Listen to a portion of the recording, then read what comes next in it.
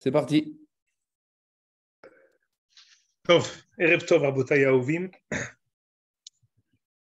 On a étudié la semaine dernière vraiment une des parachutes les plus alumot du Tanakh, Yarovam ben Nevad, qui était peut-être le plus grand Talmid Chacham de la génération, qui devient finalement le plus grand opposant, le Hoteu Mahati, la plus grande insulte qu'on peut faire à quelqu'un, c'est Hoteu Mahati, Gadola Mahati O Yotel Mina Horgo, quelqu'un qui fait fauter quelqu'un d'autre, c'est bien plus grave que de le tuer.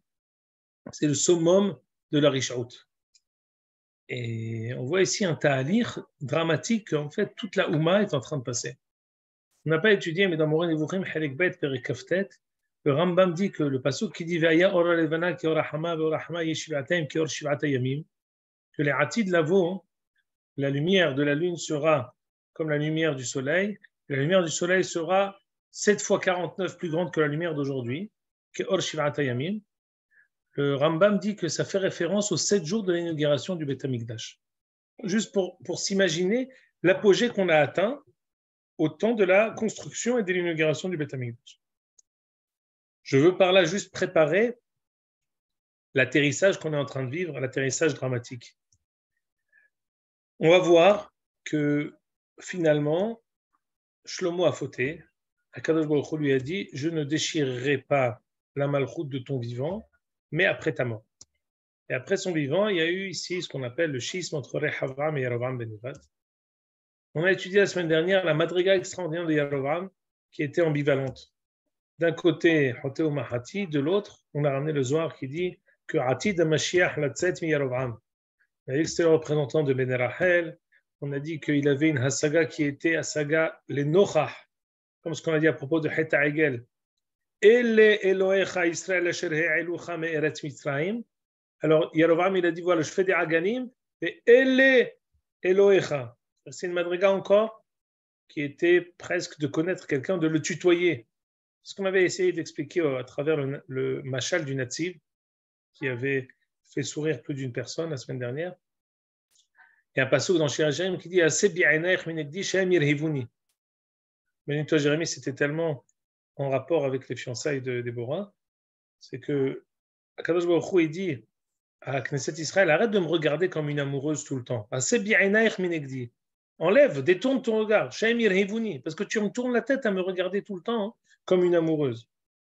Ça veut dire quoi? Et là-bas, le Natif dit que dans l'histoire d'amour de Akadosh Baruch Hu et Am Israël, il y a comme dans la vie conjugale entre un homme et son mari, il y a Shivatim et Amishte, il y a les fiançailles, où il y a les moments où on se regarde avec des yeux amoureux. Comme quand parfois on voit dans la rue, on voit deux personnes qui sont en shidour, ou un fiancé avec sa fiancée, ou le hatan qui regarde la sakala ou la kala qui regarde son hatan. Ça rappelle un peu parfois le regard d'une maman envers son fils. Le regard de Ké sur Yedidia la semaine dernière pendant son Dvar Torah, regard amoureux. C'est un regard comme ça, inconditionnel. Ce regard-là, c'est le regard d'une kala envers son hatan. Le seul problème, que je dis entre guillemets, c'est de dire que ça ne peut pas être permanent. Chacun comprend ça. On est marié un jour, on se marie 7 jours, et après, on a une vie avec ce qu'on appelle tzorkei habayit. Tzorkei habayit ainyanam, qu'il y a des moments où on cuisine, on mange, on travaille, on fait des choses. Le moment de la ahava entre Akadosh Baruch Hu et Am Israël, il ne peut pas être permanent. Et le mari dit, écoute, c'est bien que tout le temps tu me regardes avec les yeux d'amoureuse du Shivatim et Amishte, mais c'est bon, hala, maintenant il faut aller à Kimbaït. Il faut aller au lit d'Eladim, tzech la'avot, tzech la'asot, tzech la'akimbaït, il faut fonder une famille. Et d'une certaine manière, Akadosh Baruch Hu, parfois, il se détourne de Am Israël, de Knesset Israël. Pourquoi?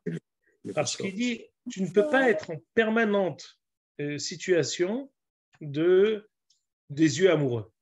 Akadosh Baruch Hu, il se cache pour encourager Am Israël à reprendre le devant, à faire ses obligations, on va dire ses tâches ménagères, ses obligations conjugales qui sont le travail, le tifkoud chez la baït. La femme, elle croit que Akadosh Baruch Hu se détourne, que le mari se détourne parce qu'il n'aime pas. Donc elle se vexe, elle va voir autre part. Mais finalement, quand il revient, le mari lui dit non, c'est pas parce que je t'aime pas que je t'ai détourné, parce qu'on ne peut pas. Quand on a fauté, quand on est arrivé au Heta Egel, on voulait voir Akadosh Baruch Hu, El Elohecha Israël, avoir une saga nochechit permanente, avoir une proximité avec Akadosh Baruch Hu telle qu'on a la même proximité que Shivatim et Amishtem, mais tout le temps. Les mêmes proximités du début du mariage de manière permanente. Le Baruch dit non, il faut les mitzvot, il faut avoda. Tu ne peux pas être tout le temps sous la choupa. Un mariage qui est en permanence Shivatim Amishtem, comme ce qu'on dit souvent dans les shurim de Shalom Bayit, d'arriver sous la choupa avec la robe de mariée, avec le costume, ça tout le monde sait faire. De faire Shivatim Amishtem, ça tout le monde sait faire, c'est sympa, on reçoit les cadeaux, on te chante toi toute la semaine, c'est très facile. L'enjeu, c'est le lendemain. Zé Hidouche. C'est pour ça que c'est ça tout l'enjeu du mariage. Dans ce cadre-là, Israël, tout le temps, si tu veux me regarder comme une amoureuse, on ne peut pas. À ce moment-là, Israël doit apprendre par la Torah et les mitzvot et par la avoda à les chalkel et drachav betsura tova. Quand on a eu cette hasaga, d'une certaine manière, avec le haïgel, on a cru qu'on peut voir, on peut le toucher, ça peut être palpable pour nous, ça amène à tous les excès. Et c'est ce qui s'est passé avec Yerovam ben Nevat, où on voit finalement, on a réussi à expliquer comment un avantage peut devenir l'inconvénient même. Parce que sur le papier, une Kala folle amoureuse de son mari, c'est extraordinaire. Qui n'a pas rêvé d'une Kala folle amoureuse? Oui, mais à la fin, c'est pas bon. À la fin, c'est trop. À la fin, c'est Yevchan et Tafked. À la fin, on ne peut pas les nahel, on ne peut pas vivre une vie, on ne peut pas les taken, on ne peut pas construire, on ne peut pas les halot et taolam, réussir à élever le monde entier. Il y a toujours ce qu'on appelle la mise en orbite de la fusée, et il y a ensuite la vitesse de ligne. Le moment du mariage, c'est on met en orbite la fusée. Shivatim et Amishté, avec la hatouna, avec les chansons, avec les habits, avec tous les gens autour. Mais ça ne peut pas durer de manière infinie. C'est ce qu'on a essayé d'expliquer la semaine dernière à propos de Yerovam ben Nevat. Mais on avait sauté en fait cet épisode-là. Et aujourd'hui, j'essaie d'expliquer cet épisode-là que délibérément j'ai sauté parce qu'il est, à mon sens, très difficile à expliquer. Et les Mefarshim et les Midrash, ils n'ont pas tellement traité de ce qu'on a parlé aujourd'hui. Ce qu'on va dire aujourd'hui, c'est le résultat d'une étude que j'ai faite sur Rav Levenberg. Parce que quand j'ai préparé le shiur, j'ai vu qu'effectivement, j'avais plus de questions que de réponses. Alors, on va essayer d'étudier ensemble aujourd'hui. Donc, on avait ce qu'on avait dit la semaine dernière, il y a 2 semaines, que Rehavam, il est parti à Shechem. Shechem, c'est là-bas que la Malchut, elle a commencé à se séparer. C'est l'endroit où les frères ont attendu Yosef, où Yosef les a rejoints, où ils ont commencé à se disputer.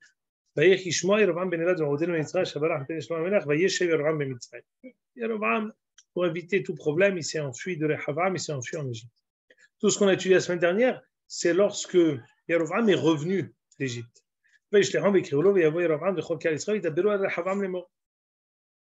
Alors, ils sont tous venus pour Yerovam est venu à la tête de tout Israël. C'est une contradiction d'un passouk à l'autre.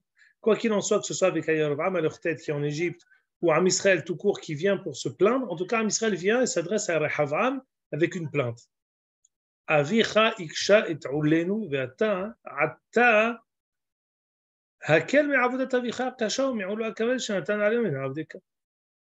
Allège-nous le joug que ton père nous avait asséné, que ton père nous avait assujetti à lui. C'est trop lourd pour nous. Maintenant que Shlomo est mort, on te demande d'alléger. J'ai besoin de 3 jours de délibération, 3 jours de réflexion.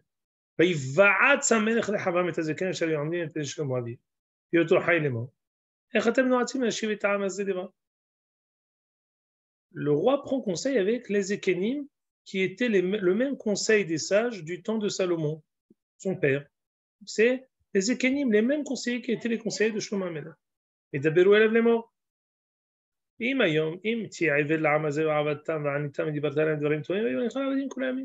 Notre conseil, c'est compose avec eux.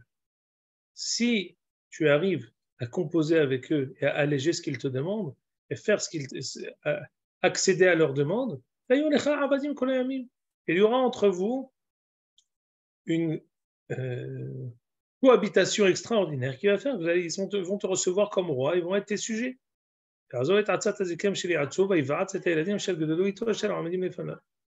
contre, Rehavam a préféré poser la question aussi, assez semblable.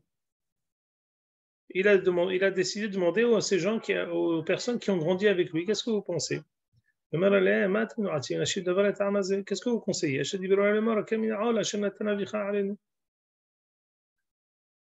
Quel est votre sentiment? Demanderait Havam aux jeunes. Les enfants qui ont grandi avec lui lui ont dit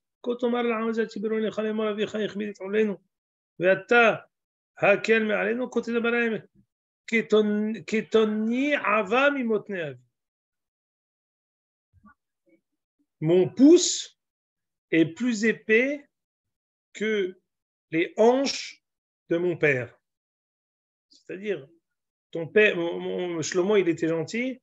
Moi, même mon doigt de pied, il est plus épais que le ventre de mon père. Ça veut dire quoi? Shlomo vous a alourdi. Vani, aussi, je vais vous rajouter, avi saletchem bashotim. Mon père vous a frappé avec des bâtons. Vani, ayaseretchem ba'akrabim. Moi, je vais vous frapper avec des scorpions.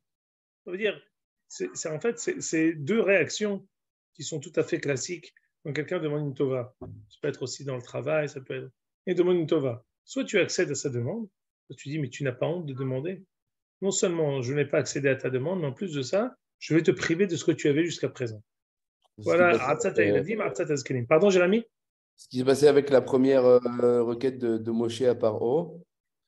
Et il s'agit de taxes ici, oui, de missim, d'accord? Justement, Jérémy, permets-moi de continuer. Pour moi, tout cet épisode du début jusqu'à la fin, il est énigmatique. On va essayer d'étudier. Moi, j'essaie de terminer l'épisode, après je vais vous poser des questions. Le peuple est venu avec Yarovam à leur tête. Ils viennent le troisième jour pour recevoir un conseil, pour recevoir quelle a été la délibération. Ils auront répondu il n'a pas écouté les ékénim de son père.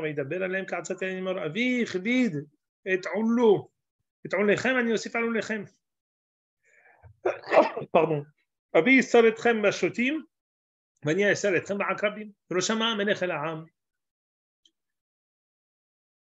roi n'a pas écouté le peuple qui a été si bas Il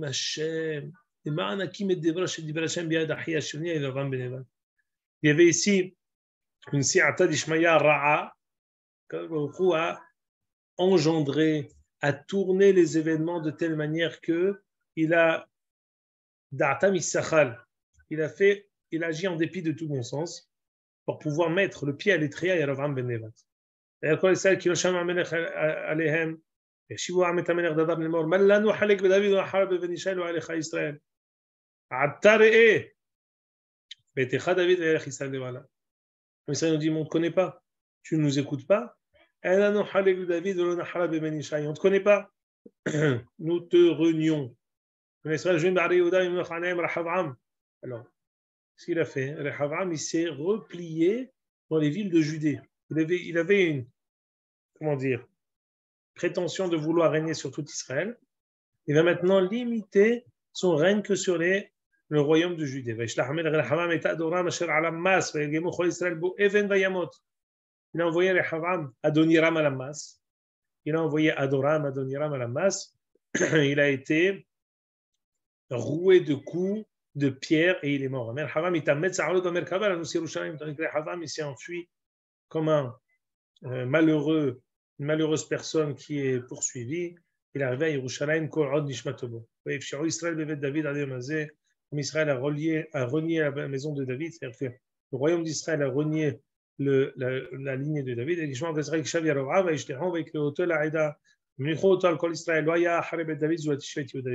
à ce moment-là que les 10 tribus ont reconnu Yerovam en tant que roi, tandis que le royaume de Yehuda, le chevet Yehuda et Lévi, Yehuda en tout cas, a reconnu le Rehavam en tant que son roi. Vayavo Rehavam, Yerushalayim va'akalet kol bet Yehuda shevet Binyamin, 180,000 bahor anse milchama. Rehavam a décidé de prendre 180 000 guerriers. Leilachem bet Israël, Yashiv et Amenucha, Rehavam et Shlomo. Il s'est dit qu'il va faire guerre contre Yerovam pour reprendre le pouvoir. וידבר האלוהים אל שמעיה שהאלוהים לאמור אמור רחבעם בן שלמה מלך יהודה כבת יהודה ובנימין et Ram לאמור, pardon, je me suis trompé, c'est Yehuda et Binyamin, pas Yehuda et Lévi. Yehuda et Binyamin ils ont dit on veut faire guerre contre tous les autres Shevatim pour récupérer le pouvoir. Quoi Amar Hashem, Baruch s'adresse à Yehuda et Binyamin et leur dit Lo ta'alu ולא תילחמו עם אחיכם ישראל, שובו איש לביתו.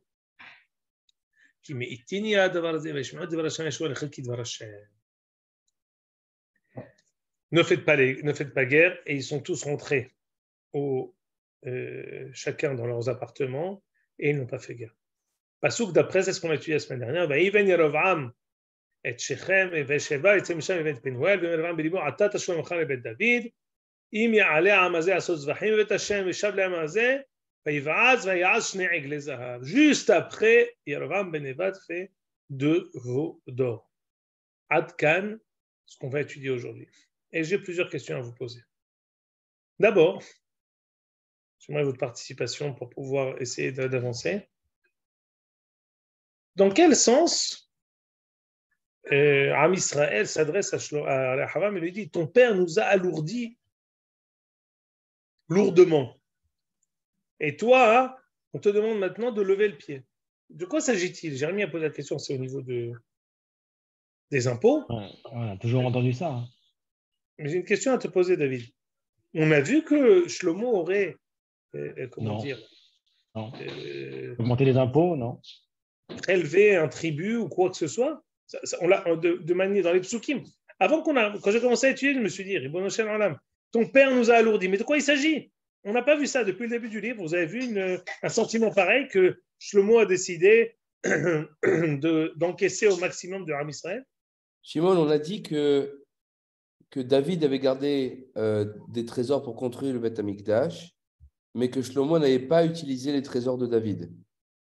Alors, s'il n'a pas utilisé les trésors de David, d'où vient l'argent qu'avait Shlomo? Je rebondis sur ce que tu dis.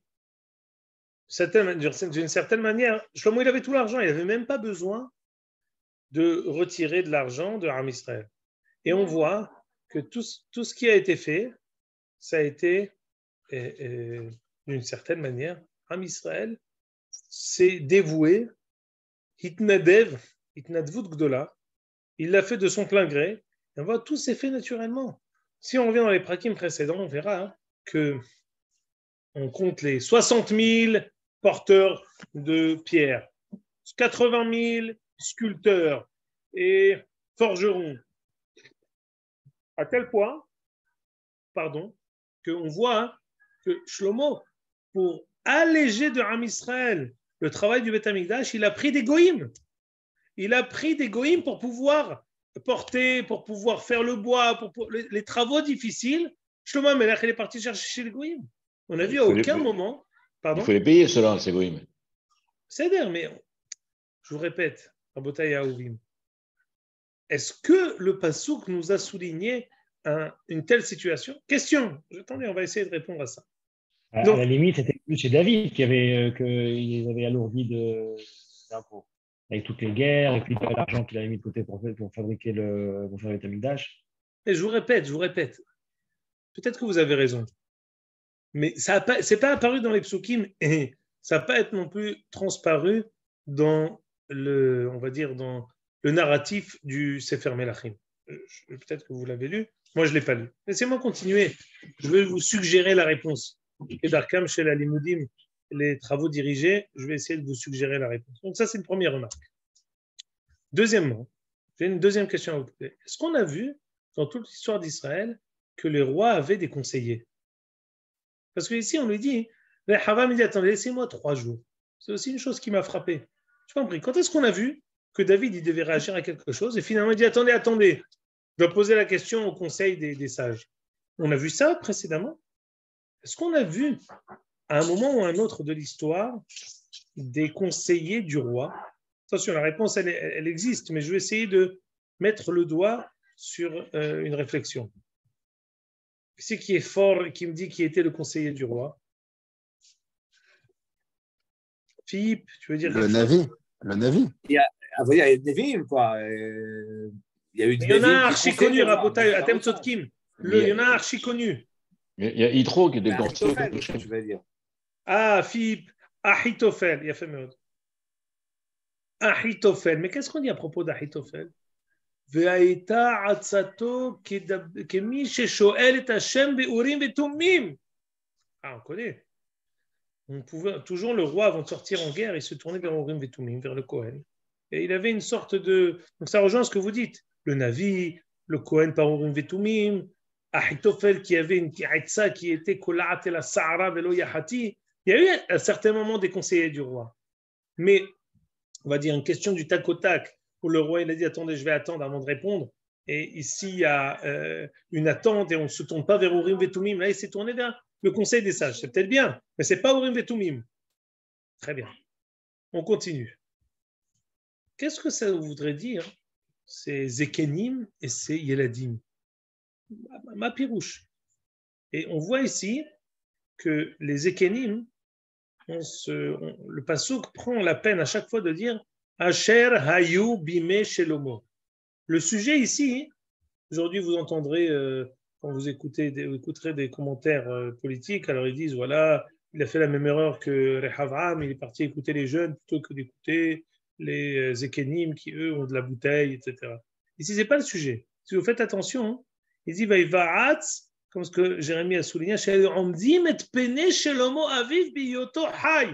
vous avez vu combien le passouk il a déformé sa bouche pour dire tous ces détails. Si le sujet c'était les vieux contre les jeunes, Azekenim, il a dit non. Azekenim, Asher Hayu, Omdim, et Pene, Shlomo, Aviv, Biyoto, Hay. C'était ceux qui étaient Omdim devant Shlomo. Alors je vais essayer de vous suggérer une réflexion. Vous me direz ce que vous en pensez. Les psukim, après, je pense qu'ils vont être un peu plus clairs à nos yeux. Il y a une piska du Rav Kook dans son Pirouche Olat Reia, où il explique que, à propos de quand on dit dans Vaïvaler David, Vaïvaler David Adonai, Nikolakal, Lecha Adonai, Gedula, Gevura, Tiferet, Netzar, Vehahod. Vehahod, dit la Gemara, Vehahod, Ze Bet Hamikdash. C'est quoi le Hod? Dit Hod Malchutecha. Hod, c'est quelque chose qui brille. Hod, c'est comme le reflet. Imaginez-vous quelqu'un. Hahod vehehadar lehayu olamim. Quelque chose de magnifique, la magnificence. Quelque chose qui brille, quelque chose de laquelle il émane quelque chose. Ça, c'est le Hod. Écoutez, comme ce que je vous ai introduit, le Beth Amikdash était l'âge d'or de Ram Israël. Le Beth Amikdash était le moment où Ve'aya ora levana ke ora hama. La descente qui est maintenant, l'atterrissage qu'on est en train de vivre maintenant, en fait, il est possible, et même fort possible qu'il y avait un lourd tribut sur toute la Ouma du temps de Shlomo. Mais ce tribut n'était pas ressenti. Du temps de Shlomo, jamais personne n'a senti ça en tant que tel. Chacun était honoré d'être associé, actif à la construction du Beth Amikdash. C'est comme quand on donne un cadeau à Adam Hashuv. Dans Kiddushin, on dit un cadeau à Adam Hashuv, c'est celui qui donne, c'est celui qui reçoit qui fait l'honneur à celui qui a donné. C'est-à-dire que qui est honoré quand je donne un cadeau à Rabbi Ovadia? Qui c'est qui a le cadeau? Odat Reia, c'est Amoud Resh Lamed Gimel. C'est dans Tefilat Shacharit, sur le pasuk Lecha Adonai Agidula Vagivura Vatiferet Vanetzar Ve'ahod. Quand on donne un cadeau à quelqu'un d'important, si je donne un cadeau même à Mavdil Ben Rabbi Ovadia, les Binyamin Netanyahu, c'est un mérite qu'il ait reçu mon cadeau finalement, parce que moi, je ne suis pas grand-chose. Je donne à quelqu'un d'important, le fait qu'il ait reçu mon cadeau, je suis honoré. Autant le Beth Amikdash était construit, c'était un honneur pour tout Am Israël d'être Helek Midavar Gadol. C'est-à-dire que Umot HaOlam eux-mêmes, ils voulaient être Helek Midavar Gadol. Umot HaOlam, ils nous suppliaient de vouloir, est-ce qu'on peut s'associer? Hiram El Herzor, il est venu. Quand le Beth Amikdash était construit, personne n'a senti peut-être le lourd tribut qui était existant, mais ce n'était pas quelque chose de lourd. C'est quelque chose qui était honorifique pour chacun d'être associé à ça. Et à partir du moment où on tombe, dès qu'on tombe, dès que notre madriga elle tombe, dès qu'il y a une première fissure qui est faite dans la muraille du Beth Amikdash, l'aura, voilà le mot est arrivé, Hod, c'est l'aura. L'aura du Beth Amikdash a été obscurcie. Toutes les choses qui nous étaient naturelles deviennent lourdes.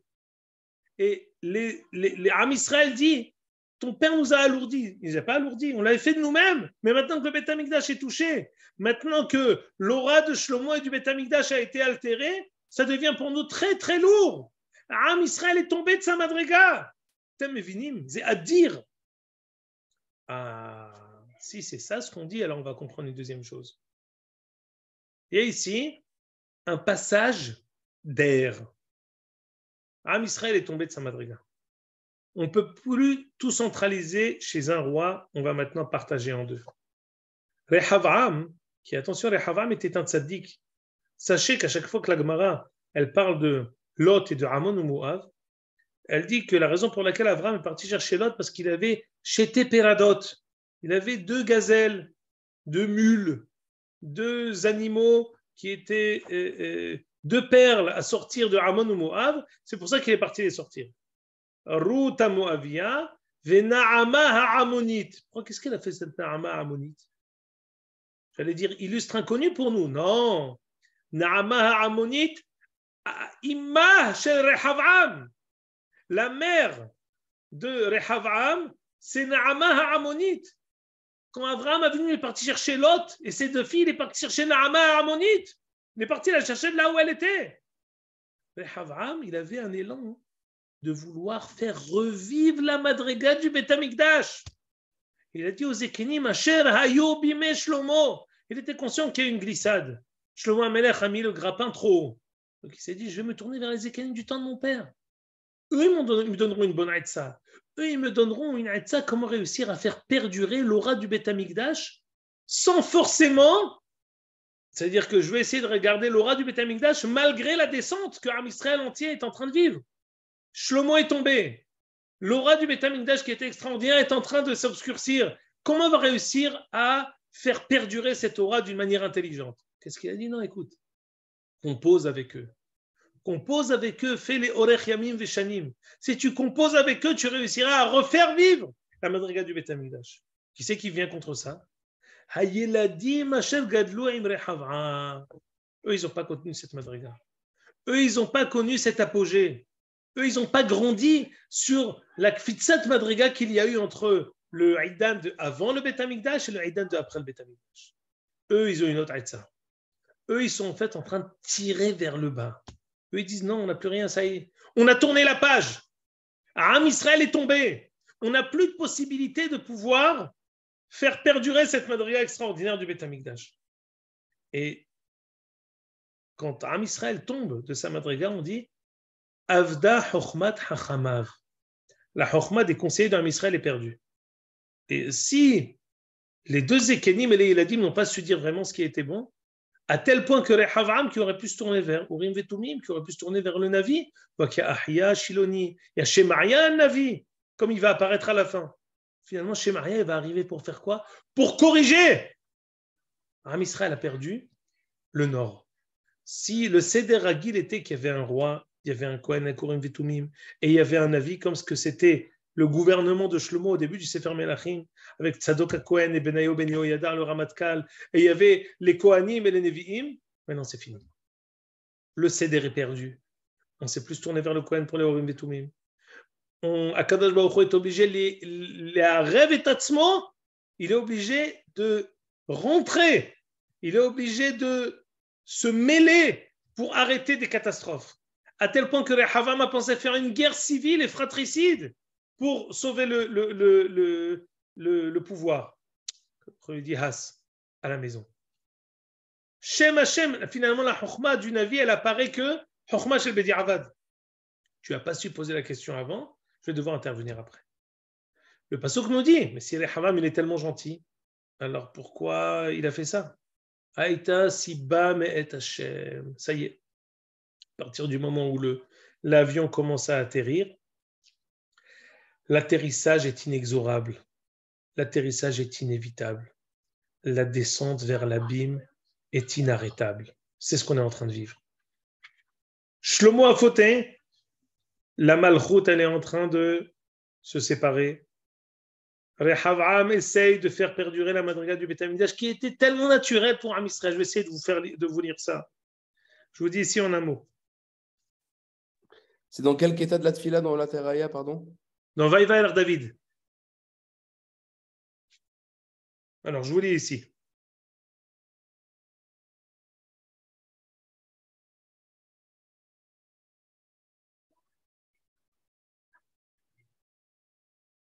Amim Rabbim יראו את ההוד והתפארת הקדושה ושלום העולמים הנמשך מהוד דעות נשגבות כאלה שבהם רפודה קדושתם של ישראל בלא פגישה של התנגשות. Le hod, c'est une aura qui fait qu'il n'y a aucun antagonisme. Belo itgabrut, sans aucune obligation de vouloir les hitmoded, on perd mon français. C'est pas possible ça. Itgabrut, sans antagonisme, sans affrontement. ירוצו לבקש את שם השם אלוקי ישראל. אם כן בית המקדש מקום ההוראה לא בנצח התגבר, לא בהוראת ניצוח.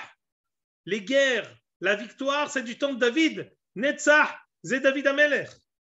המורה התגברות של פגישה עם התנגדות, כי אם בהוד הנתון עליו, ברוח חן הקדושה, לפניו יכרעו איים, עמים רבים יבקשו פני השם בארץ ציון. Au contraire, les gens viennent de leur propre gré. Chacun le faisait d'une manière naturelle, d'une manière innée, d'une manière où on est honoré d'avoir un helek dans le Beth Amikdash. Kehod malchut anatun al melech rav tzedek ve'abir chokhma sheme'ahava ve'romemut nefesh yerutzu hakol yikanes tachat diglo. Quand tu vois une personnalité extraordinaire où tout le monde aspire à vouloir être attaché à lui. Ça, c'était l'ère du Beth Amikdash avec Shlomo à sa tête. À partir du moment où on a commencé à descendre, tout devient difficile. Le peuple a du mal. Le peuple se trompe.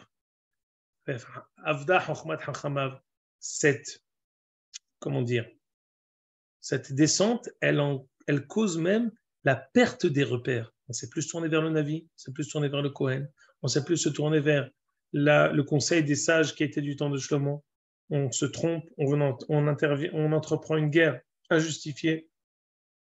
Kadosh Baruch Hu doit intervenir. Et d'ici arrive Yerovam ben Nevat. Pourquoi? Parce que si le Beth Amikdash n'est plus la centrale d'énergie du peuple, alors Yerovam ben Nevat, la première chose qu'il fait, il décentralise le travail. Il décentralise la avoda. Il décentralise le culte. C'est plus maintenant que à Yerushalayim. C'est à Dan, c'est à Shomron, c'est à Be'er Sheva, c'est dans d'autres endroits. On a expliqué la semaine dernière que Yerovam ben Nevat a voulu faire une fête supplémentaire. Il n'a pas voulu déraciner Sukkot, il a voulu faire une fête supplémentaire. On avait montré dans le Natsiv que cette fête-là, elle est, on fait allusion plusieurs fois dans le Pasuk, que il faut faire Sukkot le 7e mois et pas le 8e mois. Ça vient exclure la fête que Yerovam a voulu faire. Yerovam a voulu rajouter des choses. Il a voulu décentraliser. Il s'est dit maintenant qu'il n'y a plus de Beth Amikdash.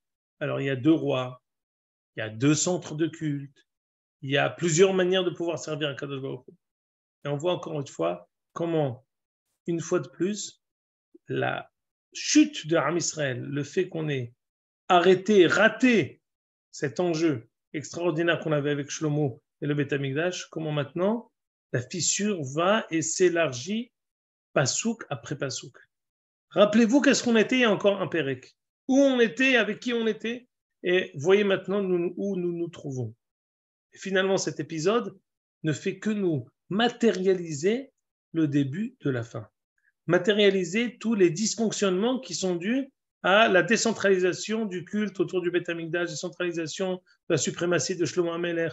Tout ça, ce sont des po'alim yotzim, ce sont des conséquences de cette chute qui a été opérée à cause de la faute de Shlomo HaMelech. J'aimerais rajouter quelque chose de plus. Le baiser Na'amod. C'est que c'est un détail important, c'est que quand est-ce que Shlomo s'est marié avec Bat Paro? Il y a plusieurs dérotes. Mais Tosfot dans Menachot, Samir Dalet dit que Shlomo HaMelech s'est marié avec Bat Paro le jour de l'inauguration du Beth Amikdash.